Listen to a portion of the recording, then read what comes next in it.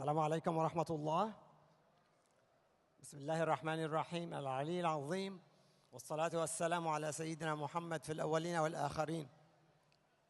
اللهم اشرح لي صدري ويسر لي أمري واحلل عقدة من لساني يفقه قولي. First of all, who doesn't thank people doesn't thank God.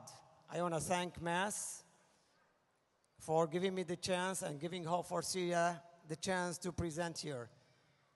And I want to specifically thank Malik Audi Abu Anas, Walid Yusri Abu Khalid for their unlimited and passionate support for our organization, Hope for Syria, and for the people of Syria. I am Mazen Kauji. I'm the president of Hope for Syria, which is a charitable organization which was established in Chicago about a year and a half ago by 7 physicians to help alleviate the suffering of the Syrian people. There's a calamity, catastrophe, you watch on the movie, a tragedy. I really cannot describe it. I can't find a word in the Arabic or English dictionary to describe it, but it is the annihilation. It is the annihilation of Syria that is taking place right while the world is watching, including the Muslims, who unfortunately been passively, if not carelessly, watching it. What you need to realize is what started as a revolution against a tyrant, dictator, by peaceful people is turning into a war on Islam. An ugly and very opportunistic war on Islam. A war against everything beautiful and good. Genocide, murder, torture, rape, gang rape, killing,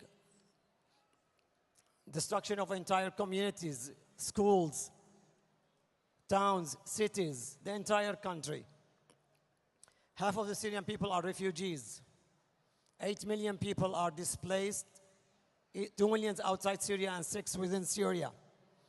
My family, alhamdulillah, wasn't affected. Nobody was killed. But let me tell you about my family.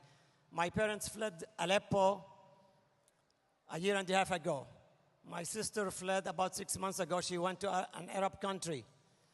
That Arab country did not issue her husband and her 3 kids, who are 3 to 7, visas. So they are living with me. They are refugees.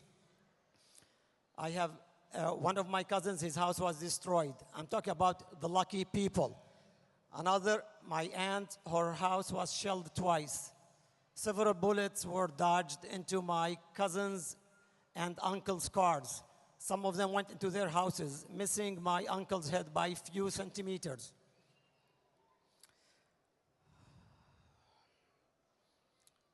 Hospitals, schools, bakeries, silos were intentionally targeted.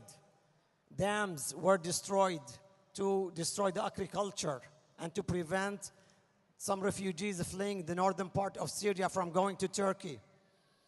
Even animals. Some of us watch the movies where they watch YouTube by the thugs killing about 30 donkeys and proudly laughing. They were doing this to deprive people from their way of transportation.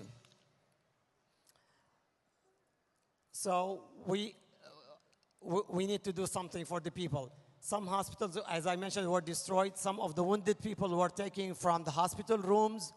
Some people were taken from operation room while they're still on the ventilator. And they were still having open surgical wounds. Physicians were arrested and killed. Pharmacists were arrested because they prescribed medications and even baby formula.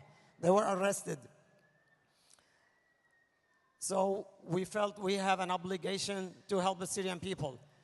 Somebody tell us there is a lot of charitable organizations. Why are you making another one? Well, the need is enormous. 8 million people are refugees. Almost the entire country is destroyed.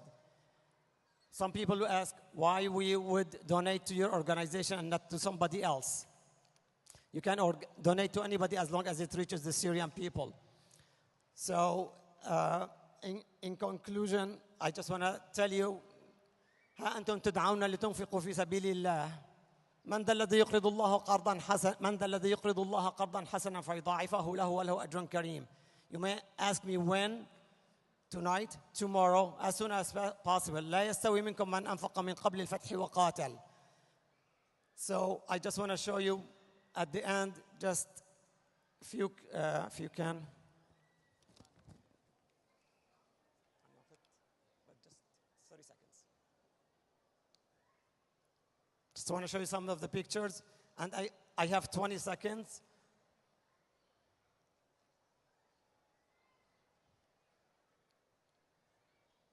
I just want to tell you, I don't want to turn Syria into another Andalus.